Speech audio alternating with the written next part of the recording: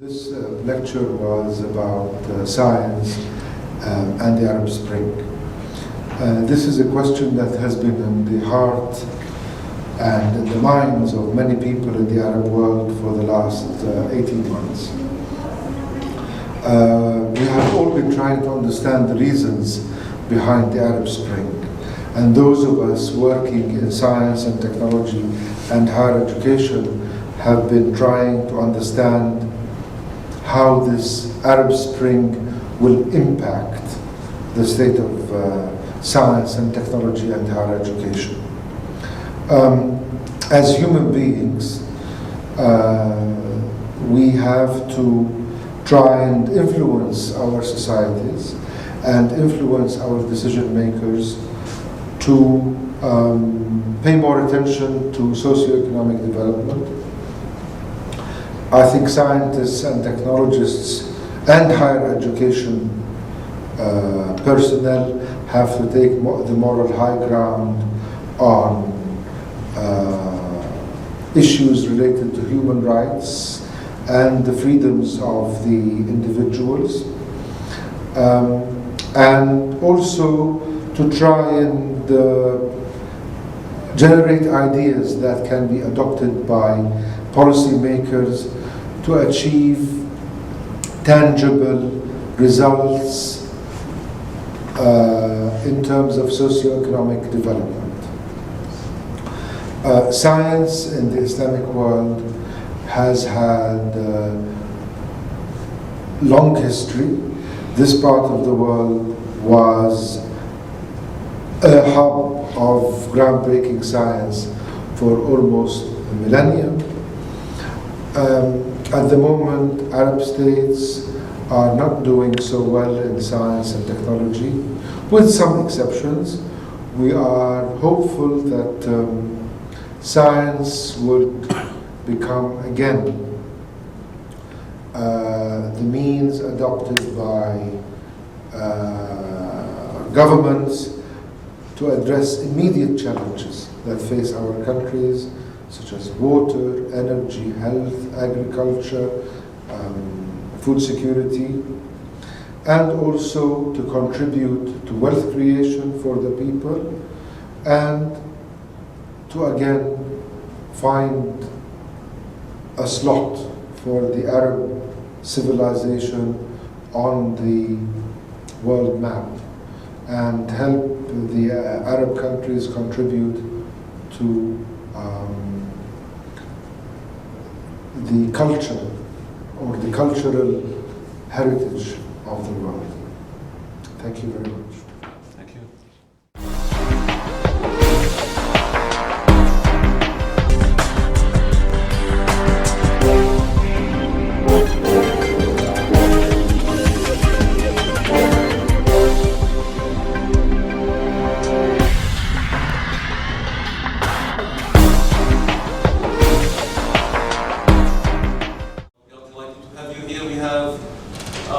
Fantastic guest and speaker for this afternoon and for the next couple of days. It is our pleasure, and on behalf of the Center for Arab Humanities and Sciences or Middle Eastern Studies program, to welcome you and welcome Dr. Zou'bi, who is the Director General of the Academy of Sciences of the Islamic World. Dr. Zou'bi has been a researcher in science policy for the past 25 years. His education goes back to the UK in the 1980s. He spent some time in Malaysia, and for the past 20 years or more, he has been with the Islamic World Academy of Sciences, the AUS. Dr. Zou'bi has had a double career for the past 2 decades. One as a policy director, policy consultant, advisor, going around through the OIC, the Organization of the Islamic Countries, which spans 56 or 57 countries, and giving advice on various policies on science and technology, development, water resources, natural resources, etc. And on the other hand, he has also been a scholar pursuing research and interest in all of these topics, publishing more than a dozen books, writing dozens of papers, leading works, teamworks, and contributing to international reports, the most famous of which is this groundbreaking chapter on the Arab states in the 2010 UNESCO Science Report, an extremely rich, informative, and potent chapter and report that I advise everybody to check out. Dr. Zou'bi is really, without exaggeration, perhaps the foremost specialist on science policy in the Arab and Muslim world. It is very rare to find people who have deep knowledge and solid training in the science and technologies, and at the same time mastery of the issues of policy, history of science, history of academies of sciences, and so on. Usually we find people who have advanced scholarship and expertise in the sciences, in the technologies, in applied or basic research, and we find people who have expertise and some knowledge in policies and history of policies and so on. And to combine all of this is a rare combination to have in one person. Without further ado, and with the great gratefulness to have him accept our invitation to be with us for the next couple of days, I give you Dr. Zou'bi. Thank you.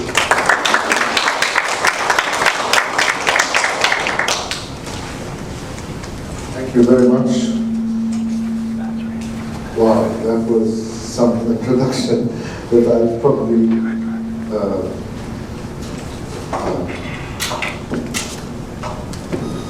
do not deserve. Anyhow, good afternoon, ladies and gentlemen.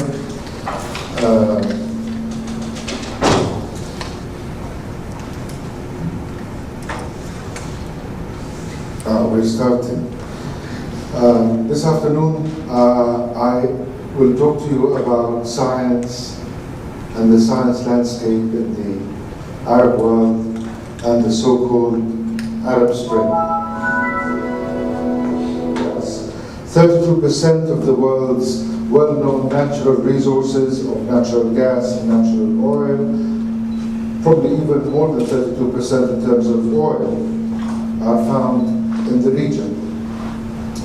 Now, this region has been dormant politically, so to speak, for the last 50 or 60 years, but it has always suffered from political and military problems, especially during the last 10 years. This is the political element of my component. The politics of the region included military activities in Iraq, in Gaza Strip, in the West Bank, in Lebanon, and more recently in the Sudan. Of course, Yemen, more recently Libya, and so on. But essentially, when we talk about the political events and the military events that have taken place in this region, we talk about the Gaza war,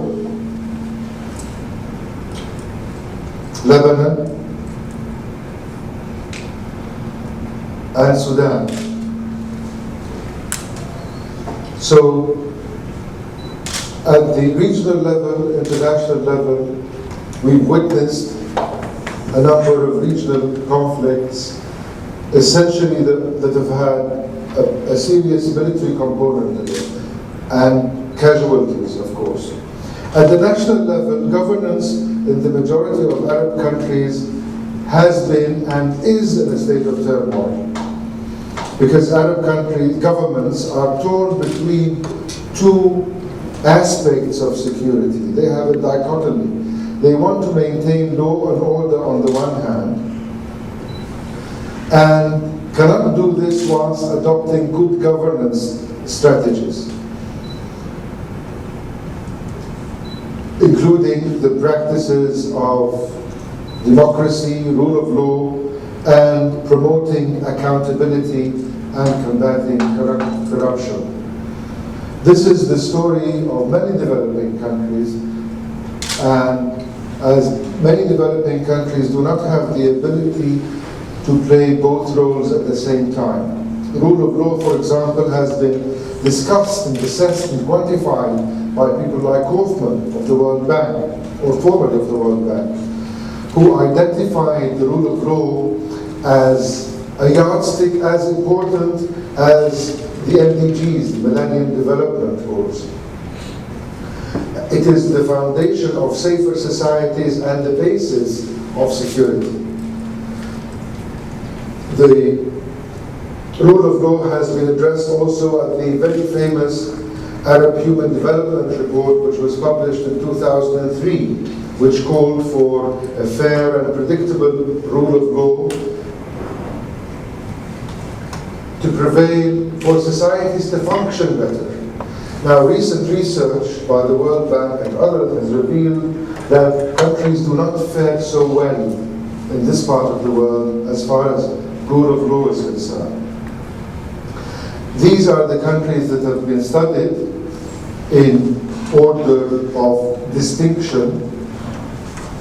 Qatar ranks best, followed by Oman, Kuwait, the Emirates, Bahrain, Jordan, Tunisia, Saudi Arabia, Egypt, Morocco. The list is very long. You can access it actually on the World Bank's website. But essentially, the majority of Arab countries do not fare very well when it comes to rule of law. Voice and accountability is another quantitative indicator that is adopted by many countries. And the majority of OIC, that is countries of the Islamic Organization of Islamic Cooperation, including Arab countries, do not fare very well as far as voice and accountability are concerned.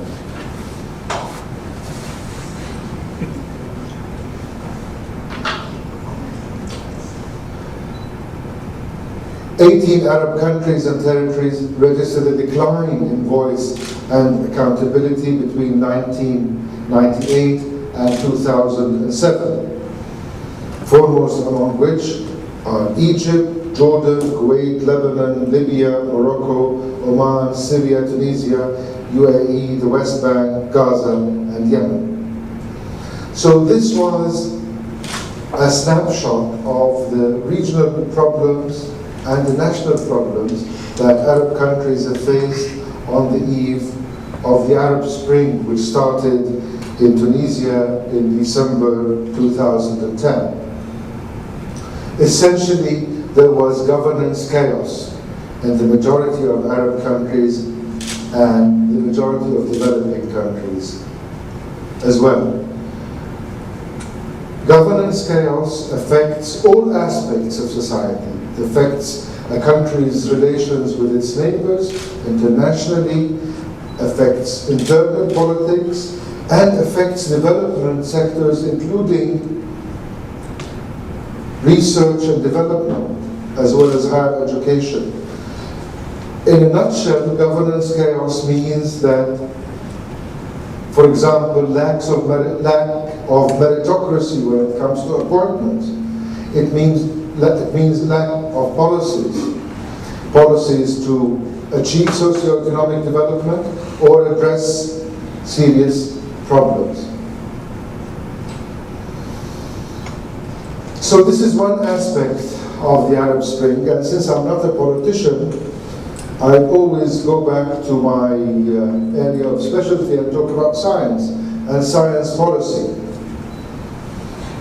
As well as politics, there has been a failure in policies. I was talking with Professor Nadal Qassoum before this on the word politics and policies.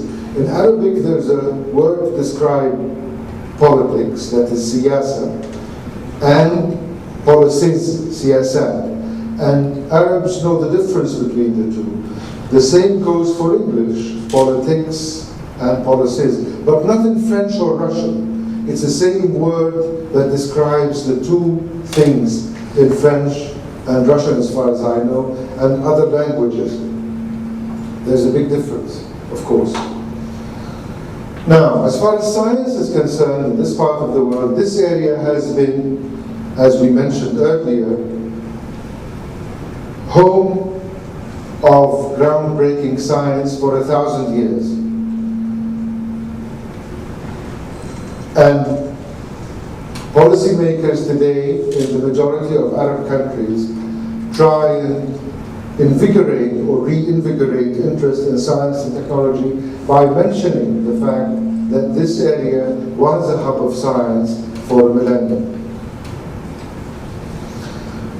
Of all people, Carlo Fiorina, the former CEO of Hewlett-Packard, said something very nice about the Islamic civilization, and this is a quote that I use very often because it's very actually descriptive, and coming from somebody like her, it's very important as well. She talks about the Islamic civilization as being, at some point, the greatest in the world, a superstate stretching from ocean to ocean. Within its dominion lived hundreds of millions of people of different creeds and ethnic origins. Their civilization was driven more than anything by invention, and we talk today about innovation. Its architects designed buildings that defied gravity. Mathematicians created the algebra, and I'll talk a little bit later on about Al-Khwarizmi. Its doctors examined the human body and found new cures for disease. And its astronomers looked into the heavens, named the stars, and paved the way for space travel and exploration. When other nations were afraid of ideas, this civilization thrived on them and kept them alive. The civilization that she was talking about is the Islamic world from the year 800 to 1600. I'll probably question the date of 800, but that's subject of another lecture if you invite me back, Professor Milan, after this. Now, let me talk about the science and technology landscape in the Arab world, past, present, and future. A snapshot to tell you where we stand in terms of science and technology in this part of the world. In this part of the world, as you know, we're very fond of history, and we have to always refer back to history whenever we're talking about science. This is good if we learn from history. It's not good if we just repeat what others have said without really appreciating the milieu in which the very famous scientists of the past operated. 1,000 years ago there was a divide. Today we talk of a north-south divide, with the north being more advanced than the south. In the past, or a millennium ago, it was the other way around. The south was doing very well in science and technology, whilst the north, the old continent Europe, was not. 500 years ago there was a decline in science in the Islamic, so-called Islamic world, for a number of reasons.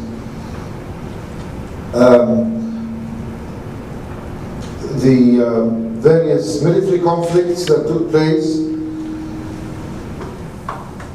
and the prevalence of a milieu of a certain political, a certain school of thought that was not conducive to innovation, as well as other factors that I can talk about in detail at some point on a personal basis with each and every one of you. And there was Renaissance in Europe, which led eventually to Enlightenment and the Industrial Revolution, and during the 20th century we had the First World War, Second World War, and Third World War, the Cold War.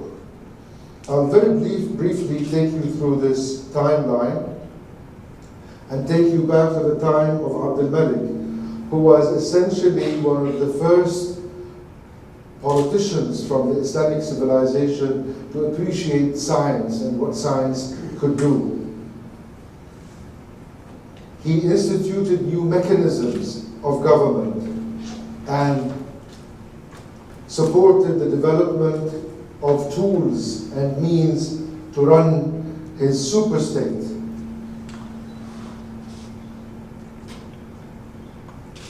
Another milestone is Al-Ma'mun's support of Bayt al-Hikmah, which was an academy of sciences par excellence of its day back in 803. That's a full 600 years before the equivalent European academy was established the Accademia delle Lincei in Italy in 1603. Just quick milestones, I'll not talk about this too much.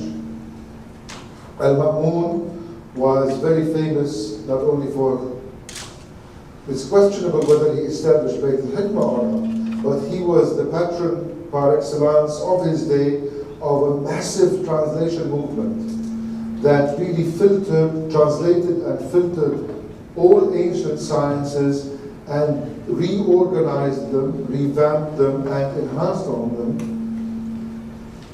within the confines of the Islamic civilization. And then we have very famous transnational figures in our civilization. Jabir bin Hayyan, or Geber, in the West. He's the father of chemistry.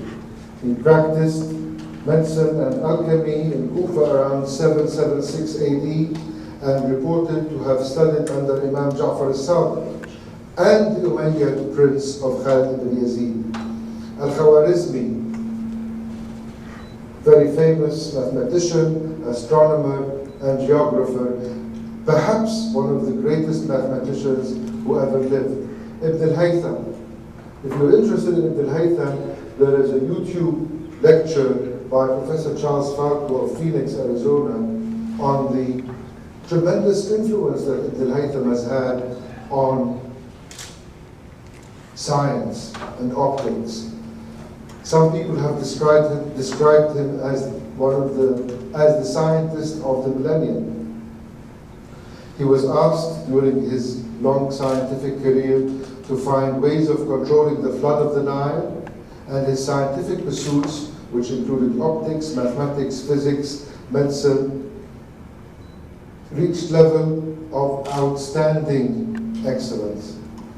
At-Tusi, very famous scientist, who managed to persuade Hulagu Khan after the destruction of Baghdad to give him enough money. He must have written a very beautiful research proposal that he submitted to Hulagu Khan to persuade him to build the Academy at Baraka in 1259, 1260. There, the foundations of the subsequent Copernican revolution, notwithstanding Ibn Shatir's contribution, were founded. And Ibn Rushd, very famous Ibn Rushd, through the work of whom was contributed to the flow of knowledge from the Islamic civilization to Europe.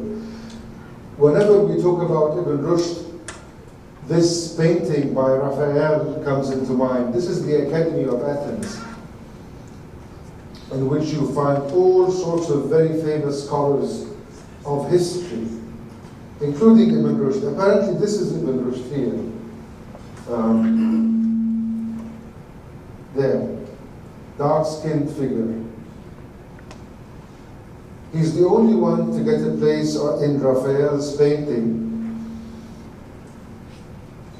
which depicts the historical scholars of the past. According to the Pope of the day, in his address to the fellows of the Academy of Sciences of the Vatican in 1949, in those people you will have recognized your oldest predecessors in the investigation of both matter and spirit. Renaissance in Europe, 500 years ago. Just today I was talking to the Dean about the flow of knowledge from the various conduits that we're still discovering. Not only Spain, Cordoba, Egypt, Sicily, Constantinople, Wallonia in Belgium even. We are still discovering the routes through which knowledge flowed from the Islamic civilization into Europe.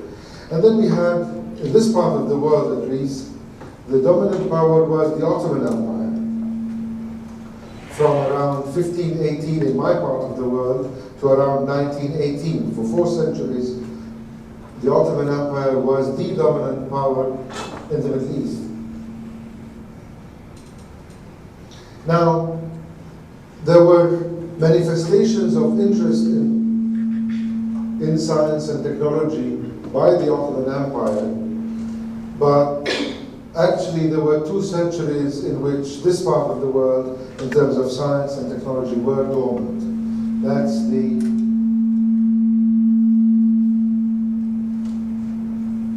the 17th and 18th century. And it's probably fair to say that in this part of the world, we are still today suffering from that period that we lived through for 2 centuries. Can you still hear me? Yes. Ah, okay. Thank you. Medicine. The Ottomans paid a lot of attention to medicine because essentially the Ottomans fought a lot of wars, so they had to develop techniques to look after the injured. And medicine, there was a lecture on this subject.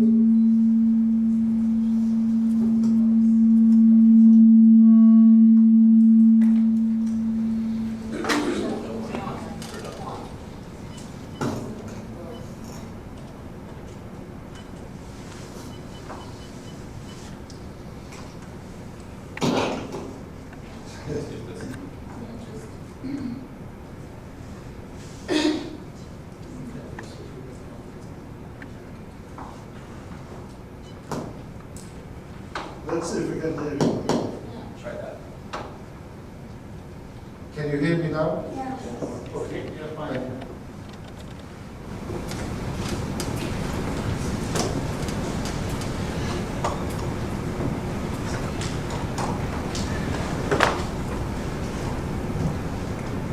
Now, we talked about the Renaissance and how it contributed eventually to industrial revolution in Europe. Now, just about the same time, in 1798, there was a couple of things happened. Namely, Napoleon came to this part of the world, and he brought along with him 167 scholars from France who went on to write the Description d'Egypte, which is a beautiful encyclopedia of everything that there is to know about Egypt. After that, the reign of Muhammad Ali started in Egypt, and he is renowned for starting a number of initiatives that were firstly a manifestation of top-down approach to development and a process of reorganizing state affairs so that the state would function better. Let me very briefly mention this date, 1580, which to my mind is a very important date because it marks the official decline, if you like, or the start of the decline of science in the Islamic world, when again there was a conflict between politics and policies, and the Sultan of the day decided to close down Taqiyuddin ibn Ma'ruf's observatory in Istanbul. That century was very important because 37 years before this, it was Copernicus on his deathbed that he received the first copy of his very famous book, which was the foundation of the scientific revolution that eventually led to the Industrial Revolution.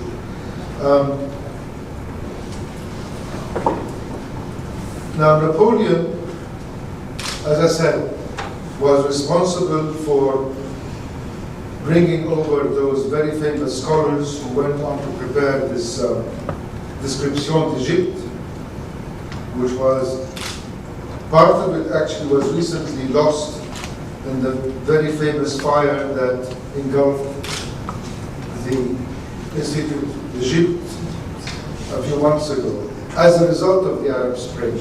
So here again, I'm trying to establish a link between what has happened over the last year and a half or so, and our legacy in science and technology. Now, quickly moving on to the 20th century and describing an important aspect that affected and still affects our lives until today, and that is how the Arab world was colonized. This is a very important aspect of history that we sometimes do not address, because the colonizer-colony relationship has not been addressed extensively. And in many parts of the world, this relationship has had ramifications that we are still suffering from until today. Now, by the end of 1945, by the end of the Second World War, world powers discovered that science and technology was again a tool of might and affluence. And science was needed to address challenges. Now, very often in this part of the world, people like me have run out of ideas as to how to persuade decision makers and politicians that science is important and that science needs to be supported. The magic trick, if you like, has been to focus on simple ideas that politicians can understand, and to tell the politicians that science is required not as a luxury but as a necessity to address challenges. These challenges were outlined by Kofi Annan in 2002 when he identified the WEHA as the 5 or 6 challenges that are facing humanity. Challenges that need science and scientific solutions to face them. WEHA includes water, energy, health, agriculture, biodiversity. I have added climate change. We need science to address climate change, and we need science to create wealth. It's not sufficient to have wealth that you dig out from the ground. Real wealth comes from innovation, and innovation is sometimes an outcome of scientific activities. We need science, as we have seen from my historical snapshot, to contribute to human civilization. Water, not only in the Arab world, sub-Saharan Africa, challenge of water, energy,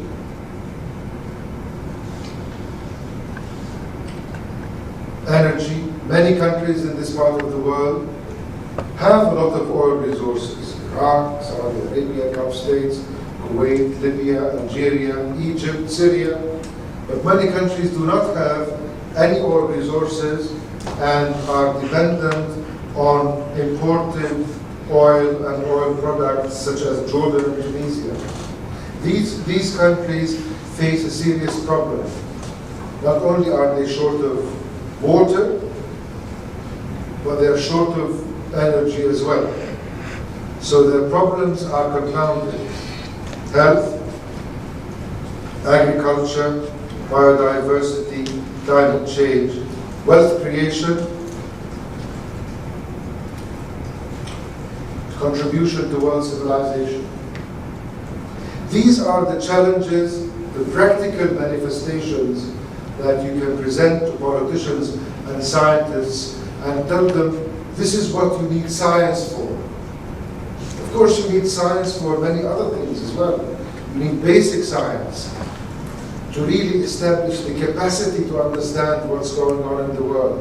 And sometimes basic science leads to applied science, leading to technology that leads to wealth creation. Now, let me present you with some of the facts and figures about science and technology in the Islamic world in general and the Arab region in particular. These figures are taken from the UNESCO Science Report of 2010, published online, available online, and whoever wants a copy, a hard copy, I think, as long as you're prepared to pay for the post, I'll send you a copy because it's huge. Now, these are the numbers of full-time equivalent researchers operating in Arab states. These figures are very difficult to calculate, by the way, because no single Arab state has up-to-date statistics that can be relied on for the purpose. For Jordan, we had to carry out a survey that included all 32 universities, as well as about 70 research centers, and over 25 to 30 private sector companies. Full-time equivalent normally is 1/3 of the number of faculty that you have, normally. Because faculty members in the majority of Arab countries, in the majority of developing countries, undertake a lot of teaching. And this is not a brilliant idea. I don't know whether there are many administrators here, but faculty members who teach more than 8 hours a week cannot do any research. It's a practical impossibility. You are so drained after doing your teaching, you don't have time to go to the library or get together for a group, research group that can do anything. It's practically impossible. And that's one of the issues that, again, we have been trying to tell chancellors, vice chancellors, and provosts of universities. For Egypt. Then he left. The number for Egypt looks very low. I mean, they have this homing that have. The number of Egypt looks very low. Sorry? Sorry, it's fine. It's 100 million, sorry. It's fine, it's fine. It's not total, it's per million. Good. This is the expenditure, gross expenditure on research and development for some Arab countries and comparators from the region. Again, it's very difficult to quantify this figure, and you can quote me on this. The majority of the statistics that are there in UNDP figures or UNESCO figures are not really very accurate. Many countries have been increasing their spending on R&D, including Qatar, for example, Saudi Arabia, from the Islamic world, Malaysia. In the countries of the Arab Spring, Tunisia is a special case. Tunisia has been very high up in terms of spending on research and development, yet it was the country that witnessed the start of the Arab Spring. There is a correlation there that I will talk about. But essentially countries such as Egypt, Libya, Syria, research and development expenditure was non-existent.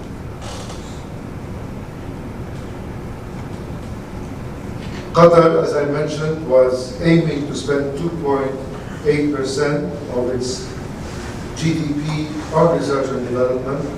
The figures are not there. I cannot confirm or otherwise this figure today, but they're spending a lot of money on research and development at the moment, as we all know. Now, these are the numbers of scientific articles. This is a fairly out-of-date graph, but still, I think it represents one of the most accurate surveys that was carried out during the last 10 years. It shows the 3 countries from the OIC region that were doing well in terms of publications. Egypt, Turkey,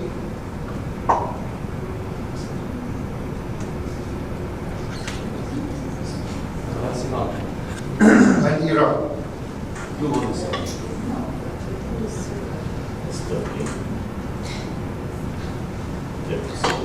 Turkey is ranked 17th now as far as countries in terms of scientific output.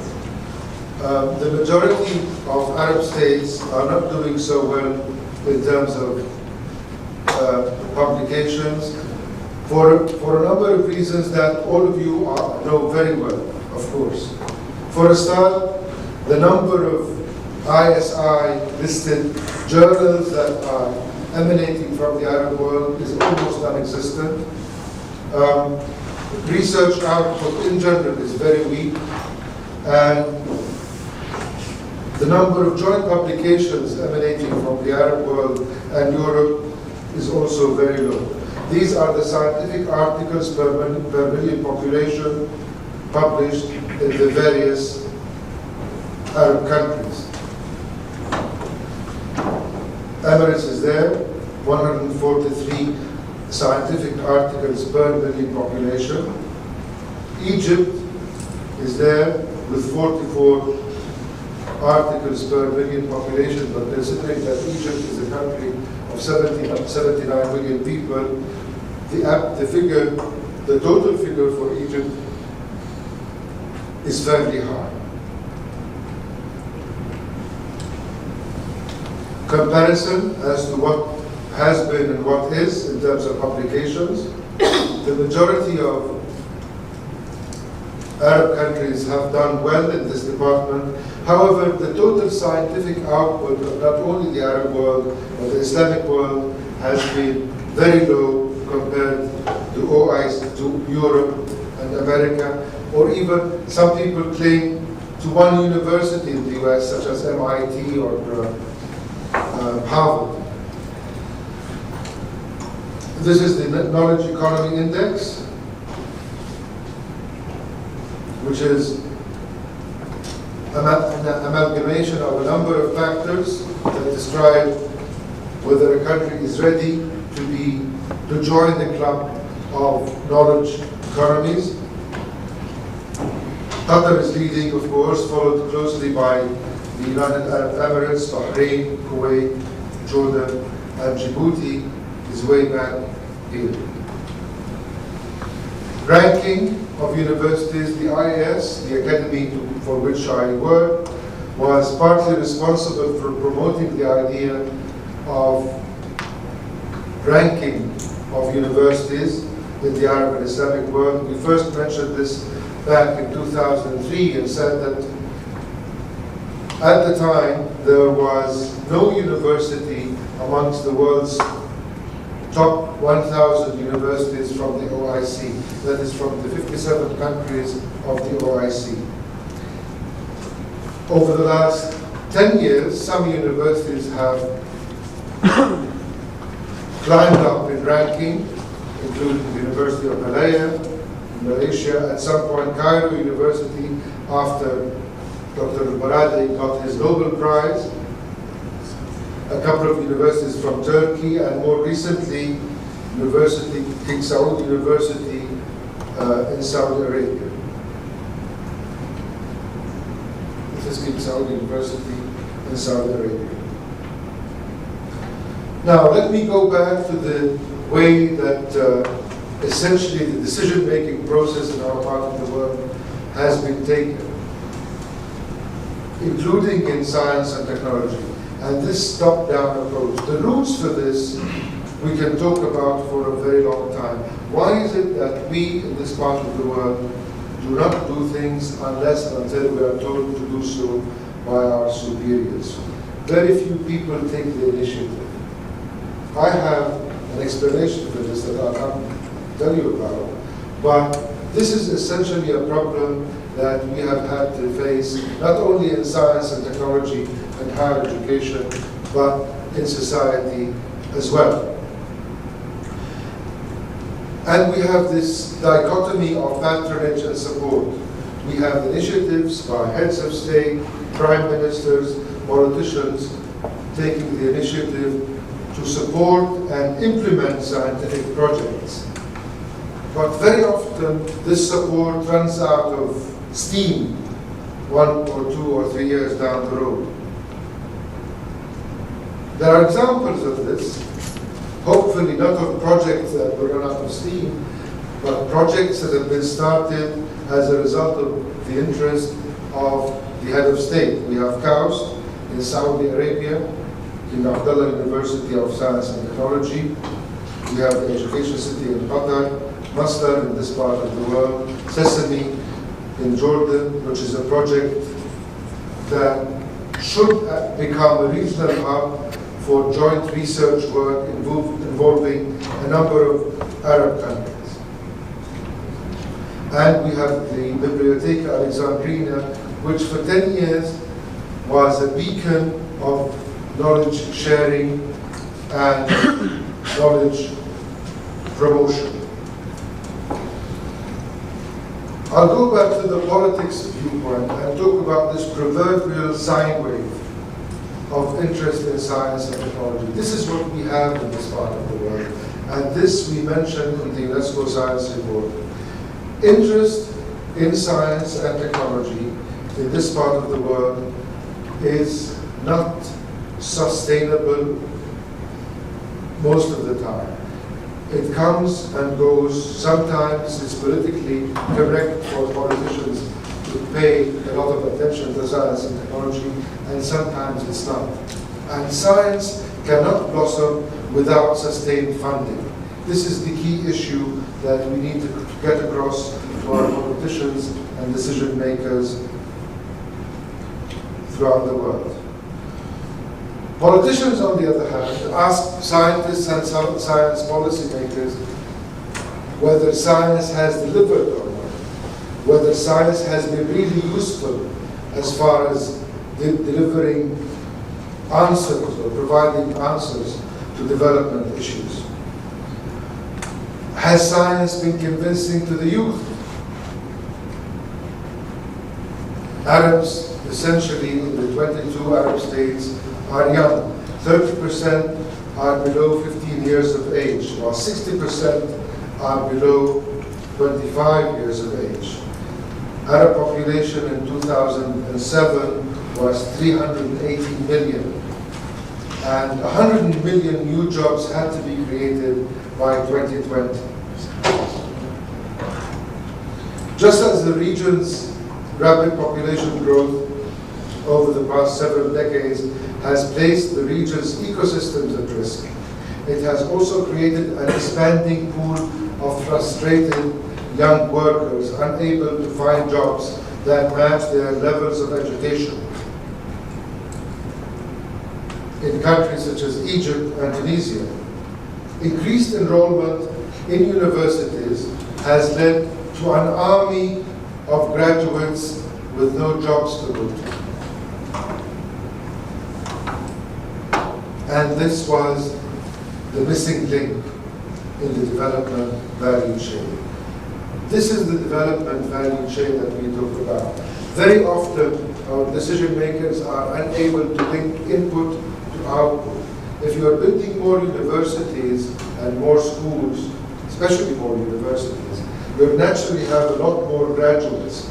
Unless and until you expand the economy and create a milieu for innovation, you'll have people leaving the university with no chance of getting a reasonable job within 1 or 2 years. This is a recipe for disaster. You have not only to create the input of the socio-economic development chain, but you have to worry about the output. And this is a problem. This is the answer to the question that I alluded to a moment ago when we talked about Tunisia. Tunisia was spending a lot of money on research and development and higher education. Yet, politicians in that part of the world didn't have the foresight to predict that essentially, unless and until the economy is expanded to absorb the fresh graduates, problems will start. And this leads me to this. Politicians should learn from other politicians. This is Mrs. Thatcher here. Some of you may know that she was, I'm sure all of you know that she was Prime Minister in England during the 80s. I was living in England at the time. And Mrs. Thatcher has been blamed for the deteriorating level of football of the English national team over the last 10 years. Now that's quite a surprise, but essentially it's true, because when she was Minister of Education back in the 70s, in order to cut budgets, she abolished all football academies that were started after school and told the kids, go home, no more football practice after school during the late 70s and early 80s. That was the time when the current football whiz kids, people like Messi and others, were, in the making, if you will. And that was the time when young kids with the potential to play for their national team in England didn't have the chance to go to football academies and become international superstars. And this is the problem that we have today, that many of our politicians have today. You do not see the problem that you are creating by not paying a lot of attention to education, for example. Primary education, secondary education. All these are factors that contribute to socio-economic development in the medium and long terms.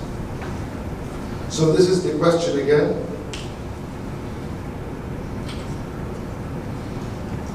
Well, science has delivered ICT, mobile, Facebook, Twitter, internet penetration in this part of the world has really taken off. In some countries, there are, I think, 3 mobiles per capita, per head of population. In Jordan, it's 2.1 mobiles per head of population. So ICT people have been immersed in this ICT revolution. Whether it's useful or not useful, I'll leave that for you to decide. But there has been an ICT revolution internationally and in this part of the world. And this is one person's risk is another person's opportunity. It's an opportunity for the service providers, for the Nokias and the Samsungs and the Apples of this world. And this is what it has led to. It's led to a massive wave of information dissemination through computers, Facebook, Blackberries, iPhones, Twitter, you name it, it's all there. So this combination of politics, policies, and ICT, what I call this intricate web of regional, national, and political problems, as well as the failure of governments to address human challenges and achieve sustained economic growth, partly through S&T, are the main reasons for the Arab Spring. This is the outcome. This is Maidan al-Tahrir, I think, on the 7th of February, 2011. No, I didn't take it personally, I just got it from somebody.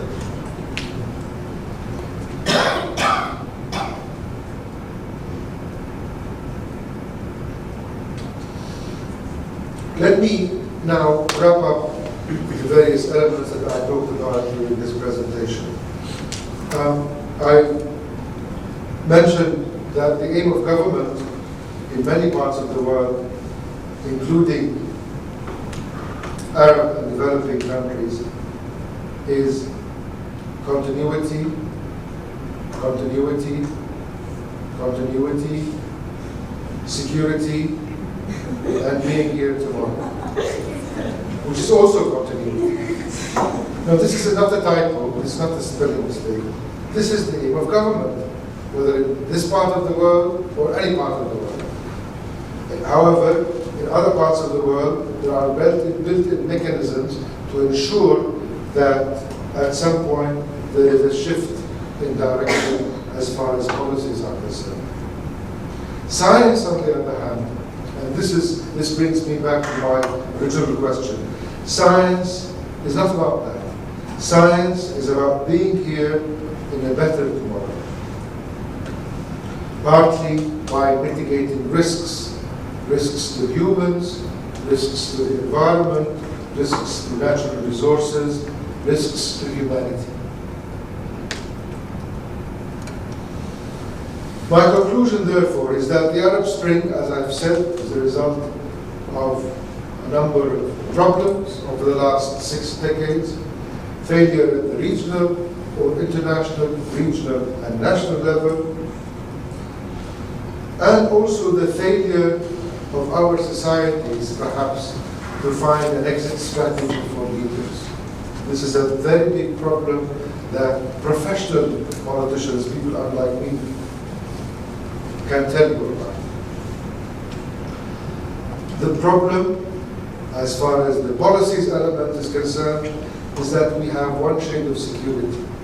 Governments in this part of the world only understand hardcore security. Very few politicians talk about water security, or energy security, or health security, or food security, or biotechnology security. We have a problem when it comes to our development value chain. Our politicians, like somebody told me this morning, that some Arab country decided to invest in a huge scientific project, and they gave the scientists in charge of this project and a number of billions of dollars, and they were waiting there for the Nobel Prize. Okay, I've given you $10 billion, where's my Nobel Prize, he said. This is true. They don't realize that throwing money at problems that does not necessarily automatically lead to advancement or to addressing problems. It's a complete value chain that you have to worry about. You have to invest in education. Education leads to a culture of science. Science leads to basic and applied research. Some of that, or part of that, may lead to innovations that would again generate income that would be plowed back into the process. It's a complete cycle. Again, as scientists and academics, this is important, the failure to link inputs and outputs, the question of meritocracy again. This is what I call the monkeys and peanuts scenario. You all know about that, of course. This is a footnote that I just typed this morning to sum up the whole thing, really. It says that by applying laws fairly and equally, governments support businesses and attract investment to their societies. Without good governance, achieving a knowledge society that simultaneously advances human development, innovation, and economic growth will be difficult, if not impossible. Universities in particular can only produce quality higher education and R&D that responds better to national socio-economic needs. If freedom, democracy, and tolerance are allowed to prosper within their walls. Thank you all very much.